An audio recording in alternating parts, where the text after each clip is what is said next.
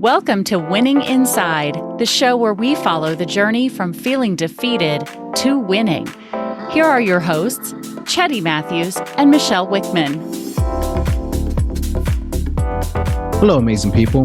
Welcome to the Winning Inside podcast, where we discuss real issues, insights, and solutions to help you thrive in your day-to-day lives. We know life happens, and we can choose to be a spectator or a participant. These conversations and stories are about the participants, the ones who made the choice to do the inner work and found a way to keep moving forward. Michelle, how are you? I'm great. It has been 2 weeks. We haven't recorded for 2 weeks, so it is actually good to get back on the mic. Missed you. That's right. Yeah.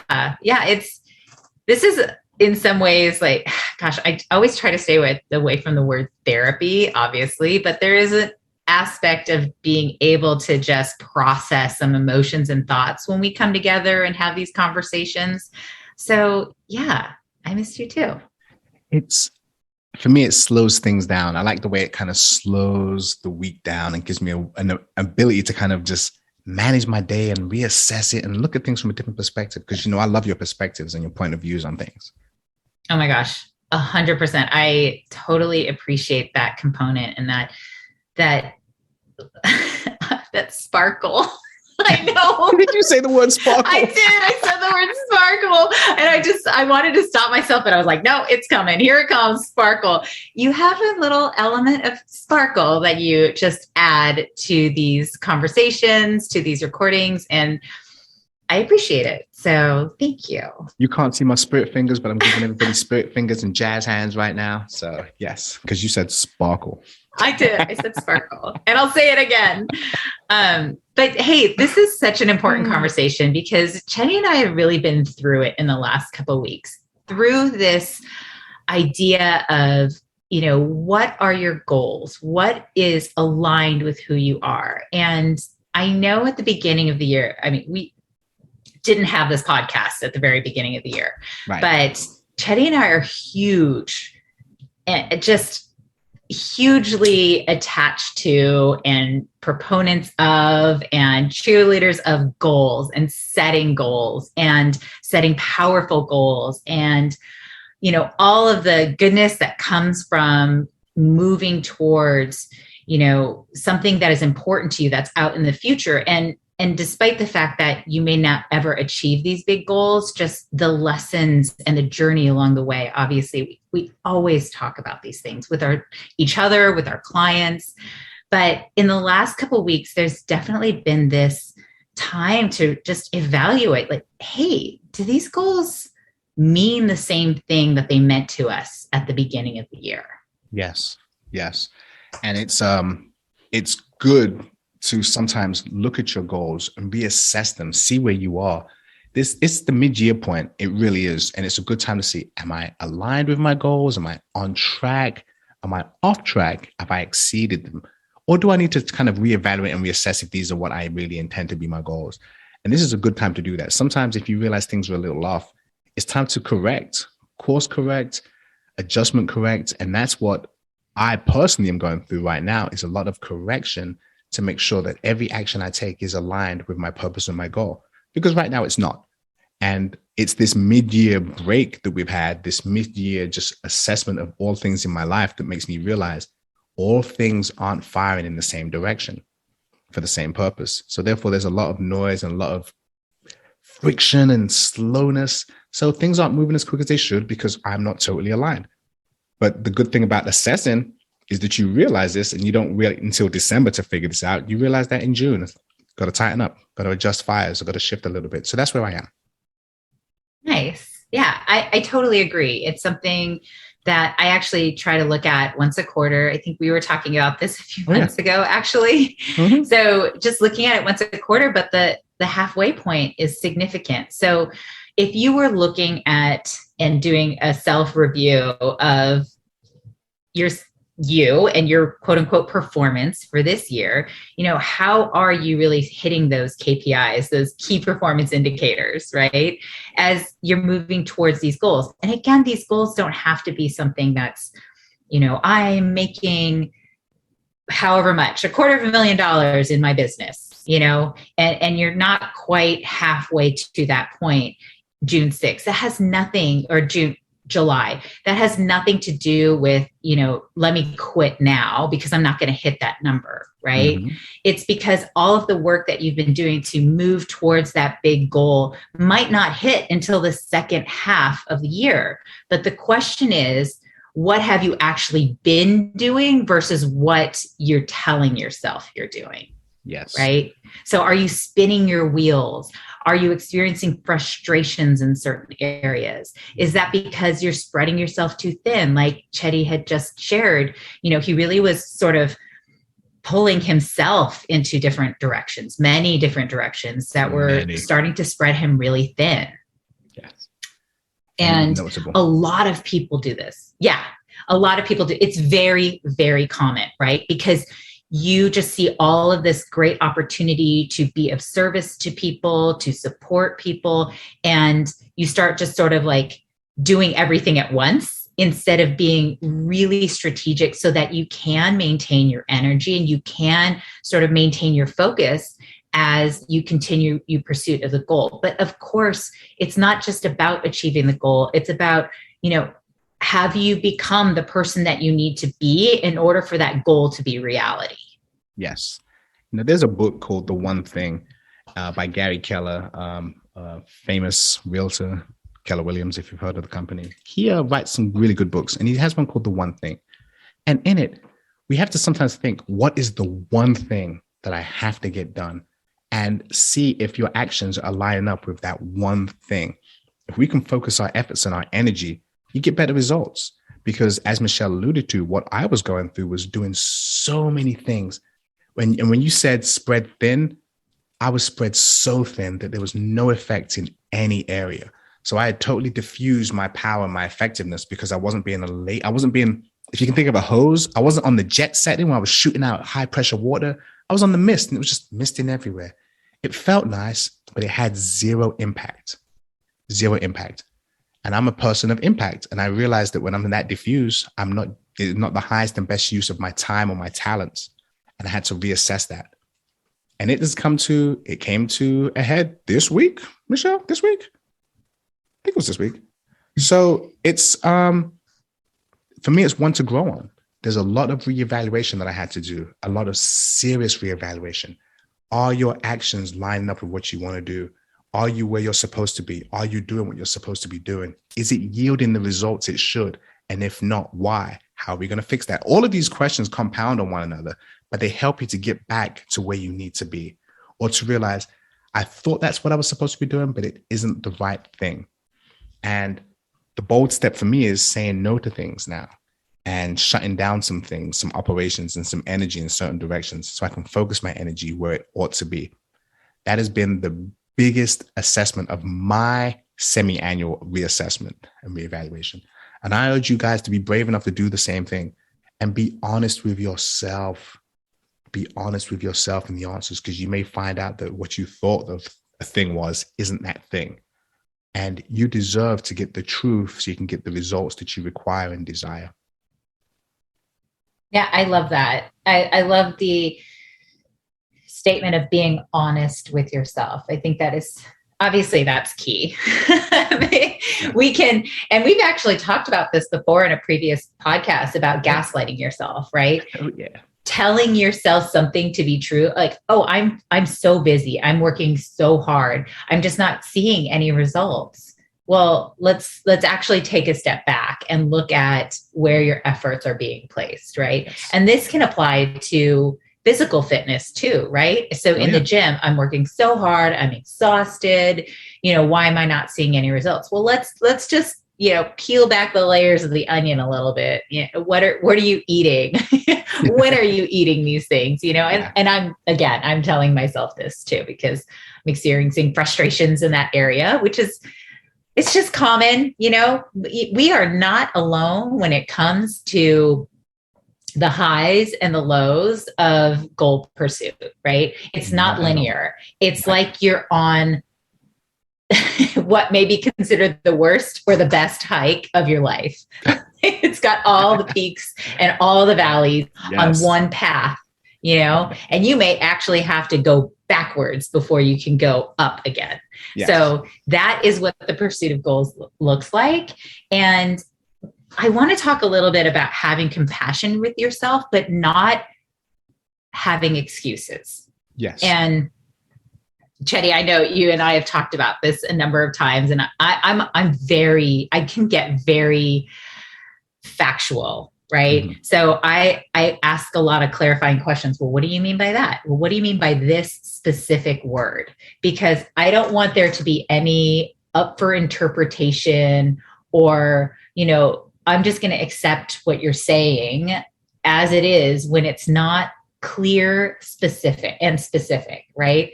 So if somebody's giving me a reason why, like, let's say my son,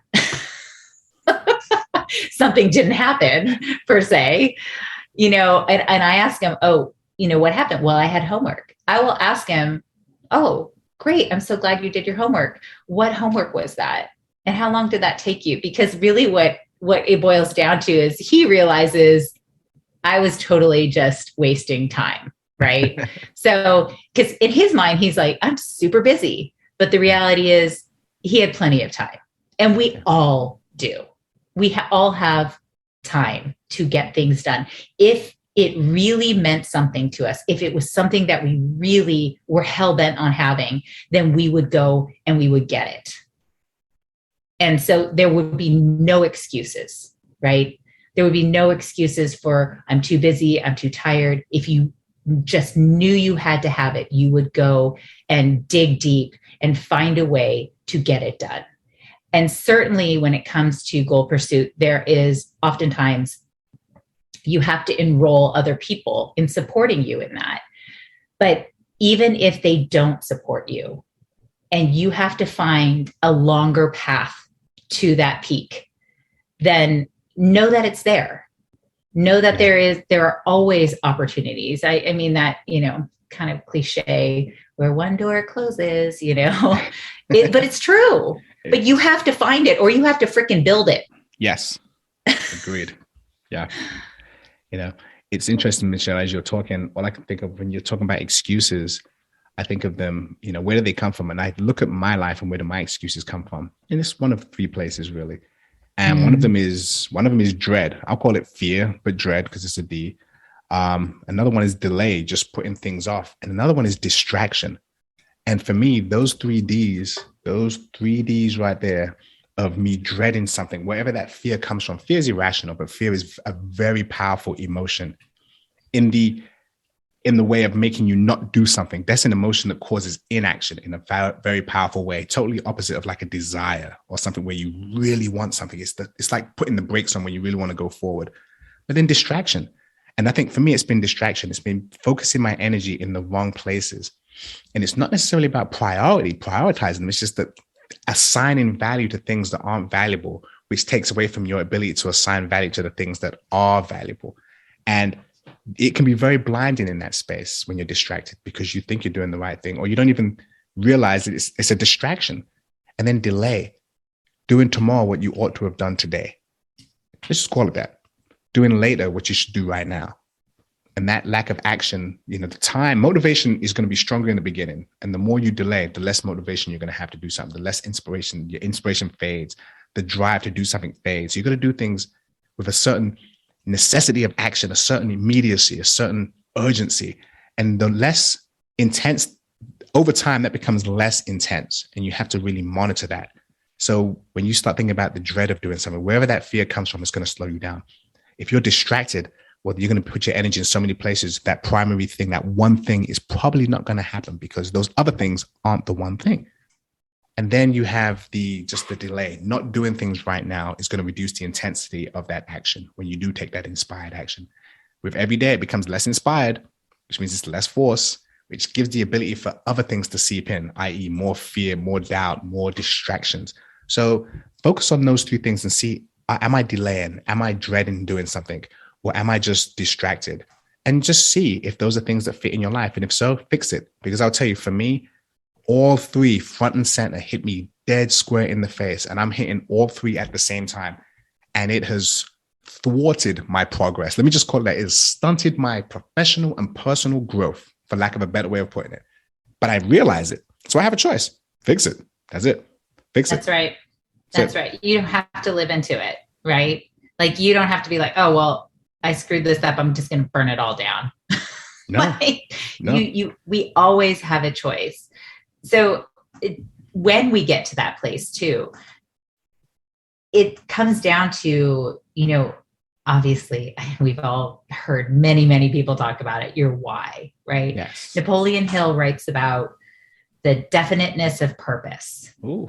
So, I mean, and this means this is my purpose, and I am completely bought into it, sold into it. I believe it firmly. So how do you build that belief, right? And that all comes from taking those teeny tiny steps from towards your goals, right? So you build that confidence, but you have to keep looking at your why. You have to keep revisiting your purpose and become more and more just grounded in that belief that this is my purpose. I am doing this because it is for my life. It's for my family's life. This is so important to me that, nothing will deter me from it. And again, it sounds intense. And I think in some ways it almost has to be when those goals are so big and so out there that you're like, how the hell am I going to get this done? And, but that's the kind of goal that you need. Yeah. Right. You need to become the person that you've never been before in order to achieve the things that you've never had in life before. And you don't know what it feels like to be that person because you've never been them before. Yes. So how do you get there? How do you get from A to like Z with the infinity symbol over it? Like, it's one step at a time. And it's the reaffirmation of your purpose. It's being so definite that this is my purpose, that you cannot stop, no matter how teeny tiny that step is, right? And some steps are tinier than others. We might take great big leaps, but then for a couple weeks, like maybe the last 2 weeks, they were 10 tiny steps. Hello. But they were tiny steps in regaining your clarity. Yes. So that you can get to the point where you take those great big leaps, right? Yes. And we get humbled by life all the time. And we feel like we've failed on our mission. And we feel like we've slid back down that big old hill. That's what it feels like. But that's what we're telling ourselves, because every failure is a lesson. Yes. And we know not to take that misstep the next time we start climbing that hill again. Exactly. I'm going to tell you, the analogy you're using about climbing the hill is so profound, because as you're speaking, all I can think of is hiking in the Marine Corps, humping, rock march, force march, whatever you want to call it. Those things are brutal and arduous. But what I realize about them, if you're doing a 20 miler, let's say, you may start in the middle of the night and you may be marching all the way through till the sun comes back up, but you're marching. Sometimes you're off-road, sometimes it's uphill, sometimes it's downhill, sometimes you're almost running because the steps are so large. Other times you're barely trudging uphill. Sometimes you cross a road and like, this is great, we're walking on the road, this is easy. Then it turns into a trail. Then it turns into like some brush and it's like totally uneven. So yes, you're right. Every one of those steps is in the direction that we want to go, but they all don't feel the same. And sometimes you're taking these baby steps like, where are we going? We're barely moving. And at other times you're sprinting almost to keep up because you're going downhill and everyone's rushing to get down this hill just because gravity is doing what gravity does. But yet through all of that, it's still on that journey. And you don't always realize in the middle of the suck, as you might call it, in the middle of the misery, you may not realize that you are getting closer to your goal. But all of a sudden, if you look at like mile 15 or mile, in the middle of it, people are miserable and they're fighting to stay motivated. But when they're 1 mile out, you might start hearing people singing songs again and getting motivated and yelling and cheering, and you hear the motivation because they can see the goal. Life is very similar to that. We don't always see the goal, but if you keep taking those positive, definite steps with a definite of purpose that you will complete the mission that you have for your life, you will get there. And then you get to celebrate at the end when you make it. And it is a beautiful thing to accomplish a goal that you have set out, whether it's a rock march, a hump, a hike, or it's just life, starting that business, finding the partner you're looking for, creating the household that you want, writing the book, whatever it is, doing the thing that you've been desiring to do and seeing it to fruition, seeing that baby birth is a beautiful thing. Absolutely. So that's, I mean, of course I want to get off this recording and like start rewriting my goals. It's just, I do this all the time though. So all we want is to encourage you to really take a hard look at, where you're showing up for yourself with regard to your goals. And if you didn't set any goals in the beginning of the year, that's not a big deal. You can set some now, and they don't have to be big, scary goals that, take just a complete change in mindset, perception or anything like that. Yeah. Just set a goal and observe yourself as you make choices towards that goal. Yes. Wow. Why am I choosing this? I know that's actually not helping me achieve this goal. Why am I, choosing, if I'm going to call myself out, why am I choosing to eat that ice cream bar like 5 days in a row? Because that's life. But for real, it's not getting me towards my goal, right? Yeah. I might have that moment of feeling like, oh, okay, this is great. But then I'm like, oh, I actually feel kind of sick now. But when I observe myself making this choice and making this decision, I will even ask myself, do you really want to do this? And sometimes my answer is no. Yeah. And I'm doing it anyway, or my answer is hell yes. And I'm going to enjoy every single moment of it. Right. Been there. Yeah. But then also when I'm taking these actions that get me closer to my goal, I acknowledge that too. Yeah. Right. So it's not just playing cop to myself and just seeing where I'm failing or where I'm making mistakes. It's also saying like, hey, yes, good job. You woke up, at 3:15, 5 days this week to go work out. Like, that's great, and then I pay for it later because I'm tired. Cheddy likes to tease me about this and rightfully so. And I know I applaud it. I do applaud it because I couldn't do it. I mean, 4:30 is early for me and you do the whole 3:15. I'm like, how in the world? Because I need that extra. Yeah. 4:15 is when the class is. So there's that. It's not 3:15 that I'm working out, but I do have a couple gym friends that listen to this, and I applaud you too. And thank you for keeping me accountable and telling me you miss me when I don't show up, because then I'm like, oh, I feel bad. That's good. Yeah. So accountability people, turn around. If you have an accountability friend with whatever it is that you're pursuing, when you hear this, call them. Yeah. Even if it's for a goal that you've already achieved in the past, call them and say, thank you. Your support meant so much to me. Yes. Thank you, Cheddy. I want to say thank you, Cheddy. Your support means so much to me. Well, thank you, Michelle, because your support means the world to me. But you already know that, but I'm going to say it anyway. And beyond that, when it comes to goals, I used to tell people, I used to write it down to everyone, have short-term, medium, midterm, and long-term goals. But time moves so fast now that I don't say that anymore. I just tell people, hey, have 10 goals, and make 6 of them goals that you can do action on in the next 6 months, and have 4 goals that may be a little longer than that. But number 10, your 10th goal, make it that big, hairy, audacious, scary, brutal, pie in the sky goal. Make it that big, huge, grand opus goal. Make it that one. But have other ones where you can actually see the steps. Okay, I did that. I got this. I got my driver's license. I did this. Whatever it is. I got this certification. I did this next step, because those are going to show you the progress. And that big, hairy, audacious goal may be the goal that you're walking towards. But at least you get to celebrate those goals. And every time you accomplish one, move on to the next one. So thank you so much for coming today. I really appreciate the fact that you guys take the time to listen to us, even though it's been a couple of weeks. So, stay amazing. Oh. And one last thing I wanted to just share is if you guys have any questions about goals, send us an email. Cheddy leaves the email in the show notes. So take a look at it and send us a note. So thank you so much for listening. If you enjoyed today's podcast, Please subscribe, follow, share, and most importantly, use whatever adds value to your amazing life. And remember, even if life puts barriers in our way, we are still moving forward. Sign in each week for a new episode of Winning Inside. Thank you for listening to Winning Inside with Cheddy Matthews and Michele Wickman.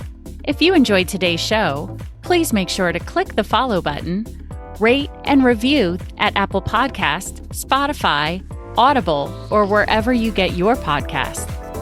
You can connect with Cheddy and Michelle at winninginside.io. Keep listening. Another episode is coming soon.